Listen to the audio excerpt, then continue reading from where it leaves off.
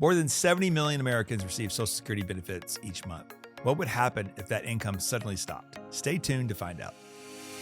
Welcome to a Wiser Retirement Podcast, where we cut through the noise and bring you real, honest conversations about investing, retirement, and building lasting wealth. No sales pitches, no gimmicks, just everything your financial advisor won't tell you. Welcome to a Wiser Retirement Podcast. I'm Casey Smith. Today I'm joined with Shauna Theriault, our senior financial advisor here at Wiser Wealth Management. Today we're discussing what would happen if Social Security disappeared. Don't forget to subscribe to the podcast wherever you're listening. Let's get started. Hey, Shauna. Hello.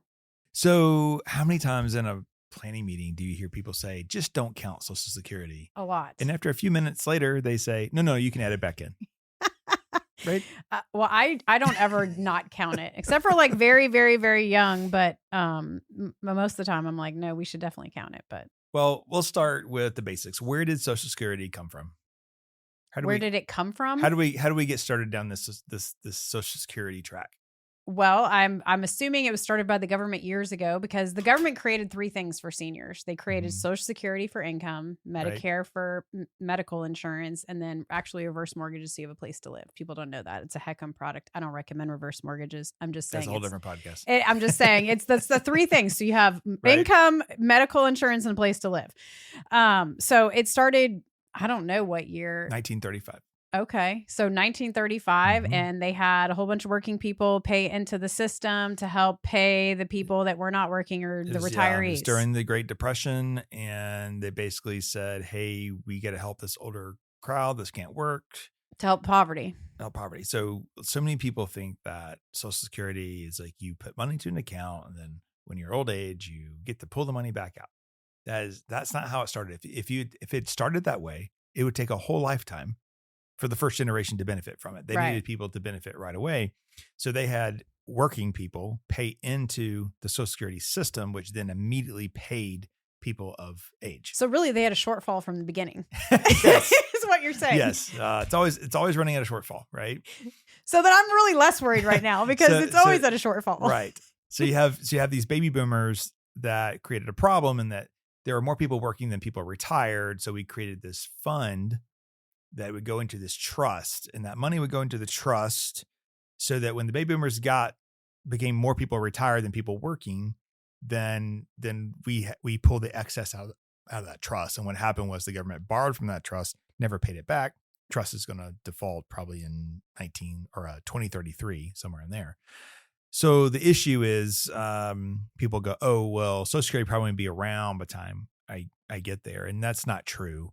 The 75% of what Social Security pays out is paid from us working already. Right. And that will continue to be 75%. And unemployment rate has been historically low for a very long time. Even when we think it's bad, it's still historically low. So that's not really an issue with Social Security. Now, we do have to solve that 25% gap. And I don't know exactly how that's going to be done. And we can talk about that later in the podcast. But if you look at the Pew Research Center as of 2025 study, you have that in front of you there. Who is being served by Social Security? These numbers are staggering. It really is. So basically, there's a total of about 73.9 million Americans that are on Social Security. So that breakdown is 52.6 million retired workers. So most of it's retired workers, 7.2 million disabled workers. So that's the SSI disability. Right. And then 5.8 million survivors of spouses and children. So it's 73.9 million people. And of 73.9 million people. Yeah. How many people are actually relying on this? And that's what I always say when people are like, I don't think it's going to be here for me. I'm like, well, it's going to be really bad, because 43.6% of adult beneficiaries provides at least half of their income. Okay. And then 27% of the beneficiaries, it's their only source of income. So if they didn't have Social Security, first of all, 22 million more Americans would fall below the poverty line. Yeah. Right. And just think about that, because we meet with people that may or may not become clients that, may be looking for help. But there's so many people that are reliant on Social Security, because not everyone has saved like like we want them to, or like, we're Yeah. teaching them to. And not everybody has done that, or they just fall on hard times. There's other situations, not because they didn't save, or other situations. But this is a huge source of income for retirees. So if it went away, then what it would have to, there's no way, we would have to have some other sort of means to help them. So let's kind of walk through that. If you think about what a shock to the U.S. economy if you didn't have Social Security. So you basically have 74 million American people, as you just said, would lose monthly income. Right. So you can only assume that their spending is going to drop, which is going to hurt the economy, right? Obviously, which is bad for everyone. And they don't have the savings most people don't have the savings to replace that. No. This is what's shocking to me, because we're in the wealth management business. So we have average account size is very high. Right. Right.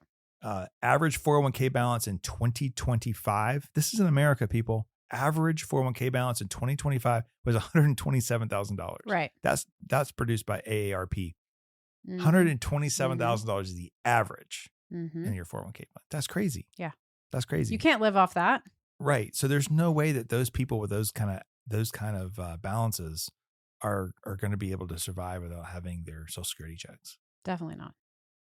Definitely. Unfortunately, it's, we would have to find a way.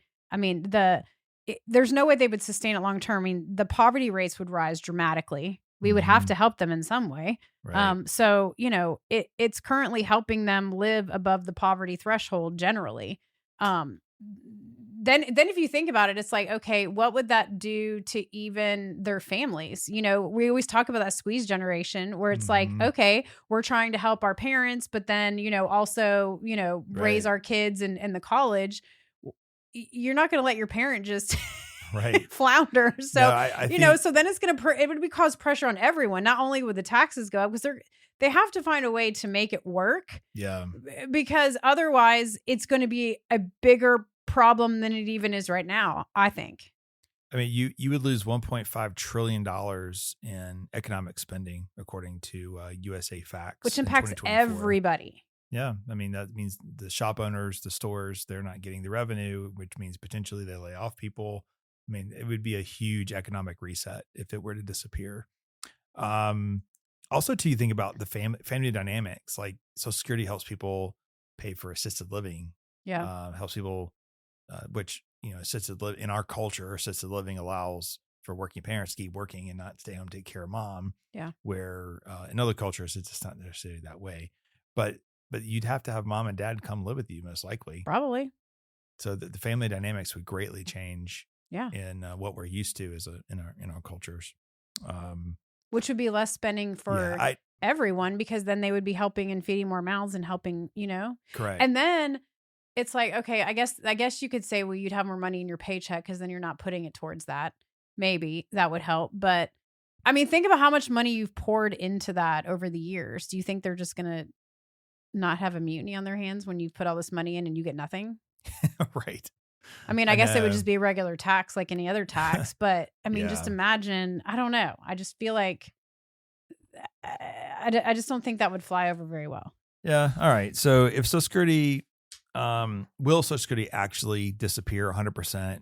I alluded to this earlier. No, I don't think so. But it's simply because 75% of it will still be there. But we do need to solve the problem, though. Right. And I really think that's probably going to happen with some politician at the last minute saving the day. But right now, Social Security contribution stops at $188,000. Right. So in other words, your paycheck, when you're making up to $188,000, anything beyond that doesn't defer, you don't have Social Security taken out. Exactly. There's a lot of people who make more than 188. So if you said, okay, we up to 400, or maybe there's no limit, you always have to pay in Social Security. Right. The only problem with that is that then at a certain point, need to be more. Your benefit's not going to be more, so you'd never get that back, most likely. Yeah. So then you're just subsidizing. Then it becomes a little more socialistic in its tax. And how it's used. But I mean, we even looked back. So even 10 years ago in 2016, it was 118,500 and now it's 188,000. It's gone up 88,000. 70 grand. So I mean, that's Yeah. almost double in like That's- 10 years. That's not inflation. That's Congress moving the needle. It has to be. It I don't know has that to for be sure, because but- before that it was not going up in those staggering numbers. In fact, like it even Yeah. stayed the same in 2016 and 2015. So again, I think it's unfortunately politicians use this as a kind of a pulpit talk. I don't know what word I'm looking for, but just on the campaigns, right? And scare tactics, get people to vote for them. Well, They're does that mean trying to it- get rid of your Social Security. They're trying to get rid of whatever, and Yeah. well, it is scary You for literally them. can't get rid of this. Like if it went to zero, they're going to show up at your church doors, at your house, probably.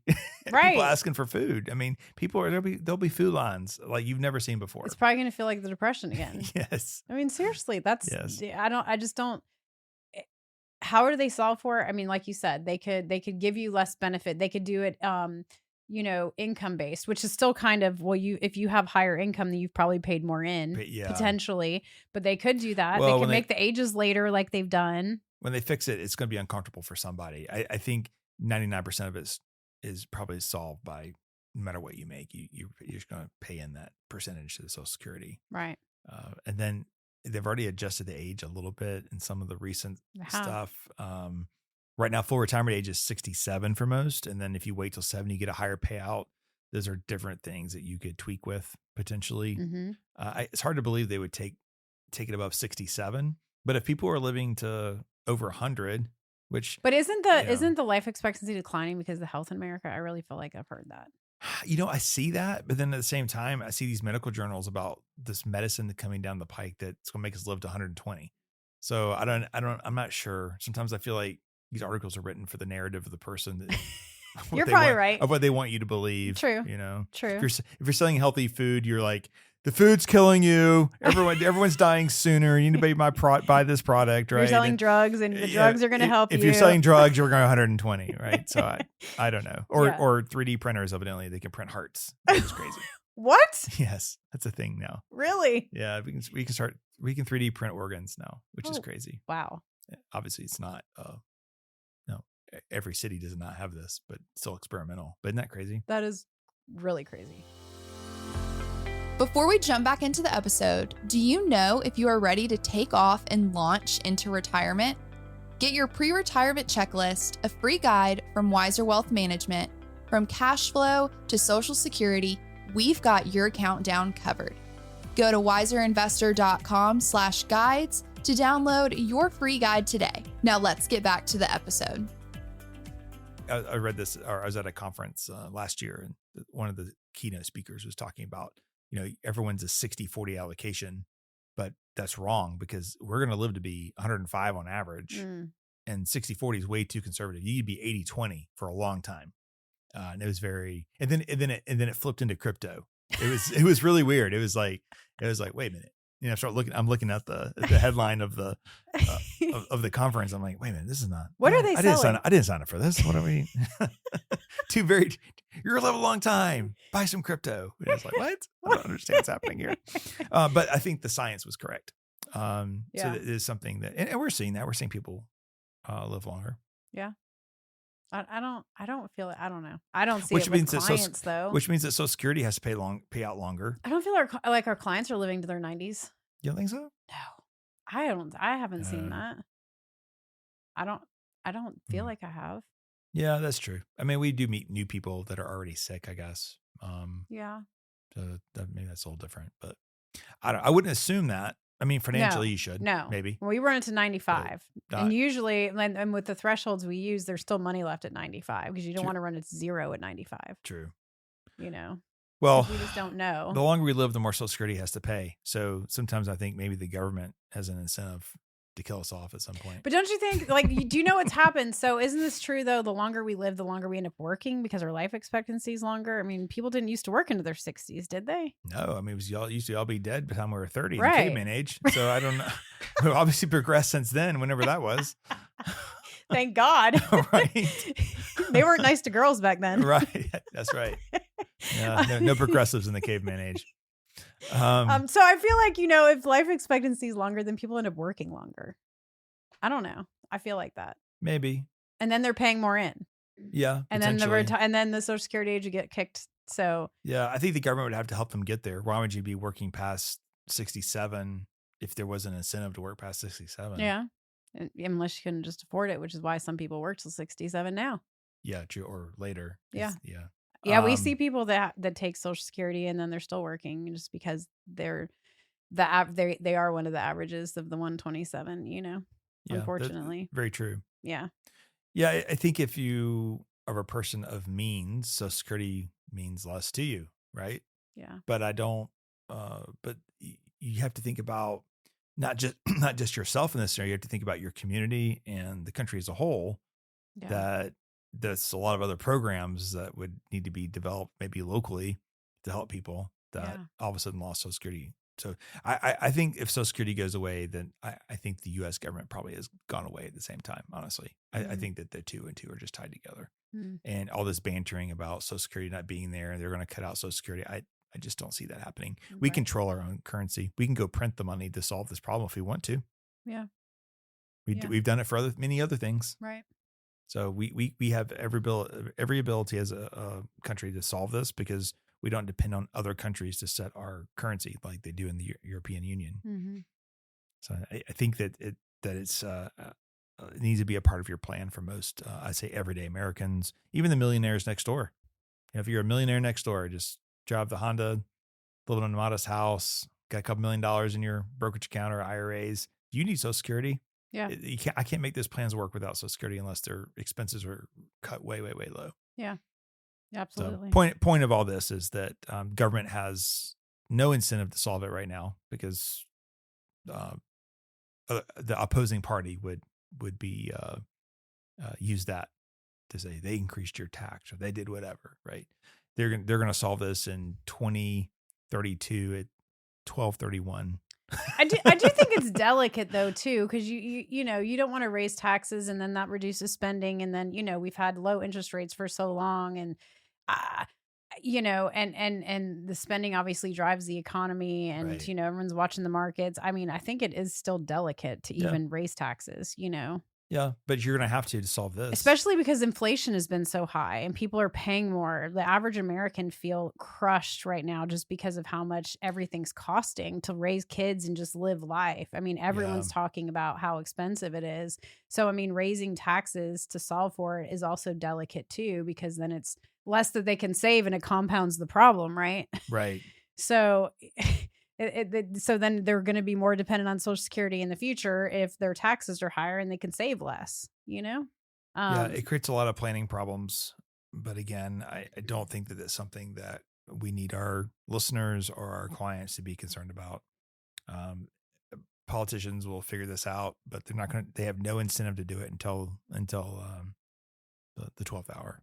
And we are many years away from that scenario. So anyway, how much of our clients' retirement plans depends on Social Security? Quite a bit. I'd say probably 90%. Yeah.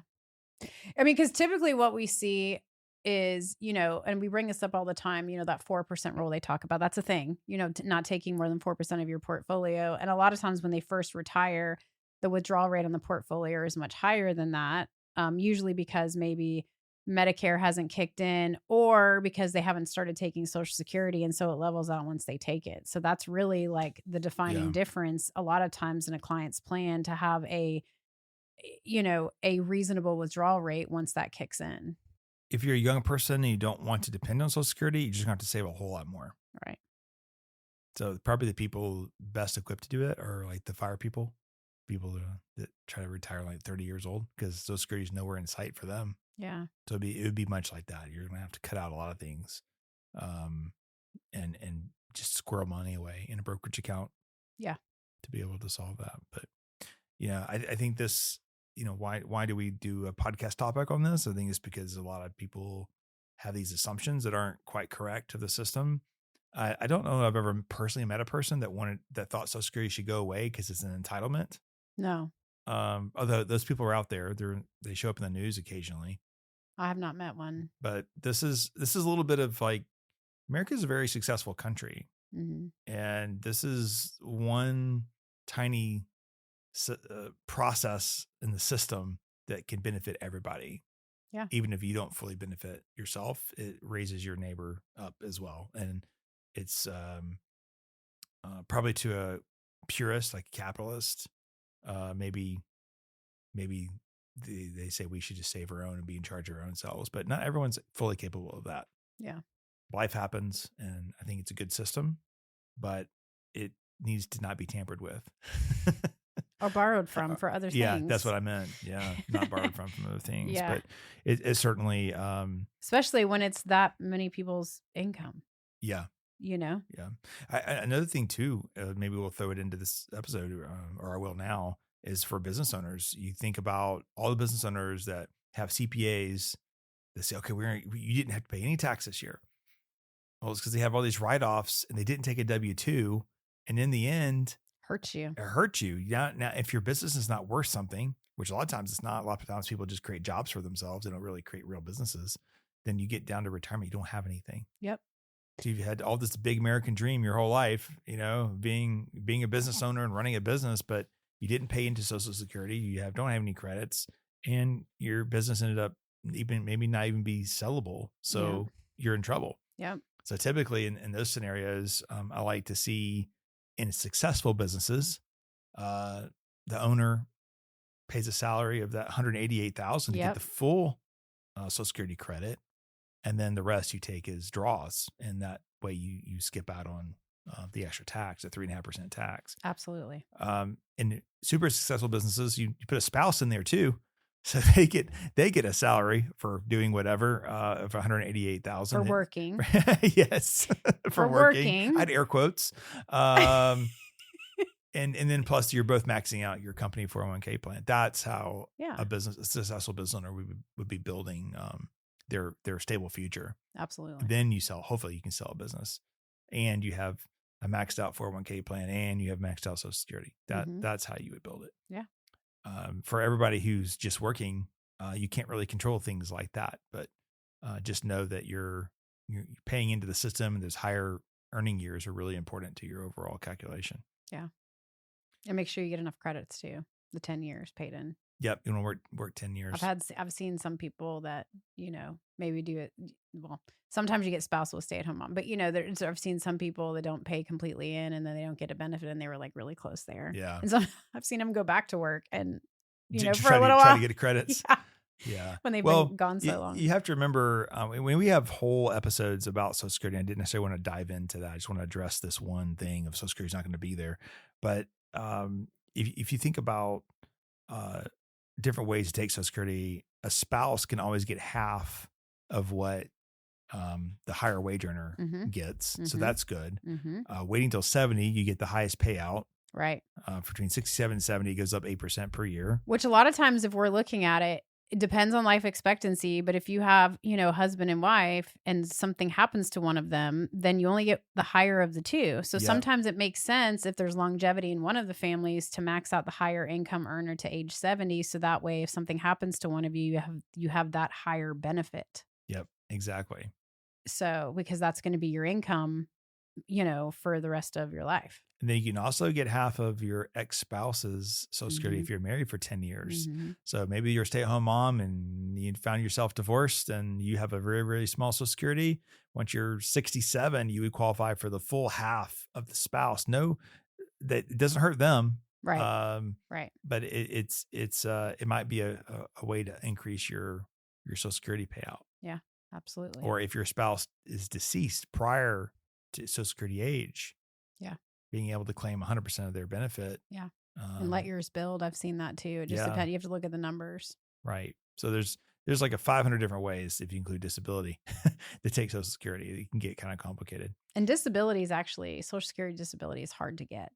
Yes. Because it's any occupation. If you can flip a burger, it's hard to get generally. Most people get denied, especially the first, second time. But it is not easy to get. Good.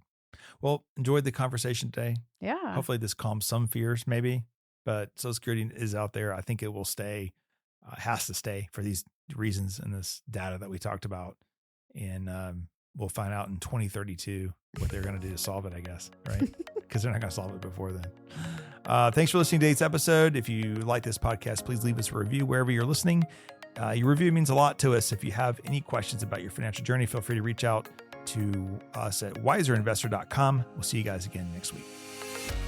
Thanks for listening to a Wiser Retirement podcast. We hope you enjoyed today's episode. Make sure to subscribe wherever you're listening. That way you don't miss any new episodes. We'd also appreciate if you could leave a rating and review. If you have any questions about anything that was discussed today, head to wiserinvestor.com and reach out. This podcast is strictly for informational purposes only and is not to be considered as investment advice or solicitation to buy or sell any financial products, securities, digital assets, or any other investment vehicles, or a basis to make any financial decisions. Wiser Wealth Management Incorporated is a registered investor advisor with the SEC. The host and/or guests may personally own securities, digital assets, or other investment vehicles mentioned on this podcast. Neither the host nor guests of the show are compensated for their participation, and no referral fees are paid to or received by any host or guest for clients, listeners, or similar interests. Investments involve risk, and unless otherwise stated, are not guaranteed. Be sure to first consult with a qualified financial advisor, tax professional, insurance professional, and/or legal professional before implementing any strategy discussed herein. Past performance is not indicative of future performance.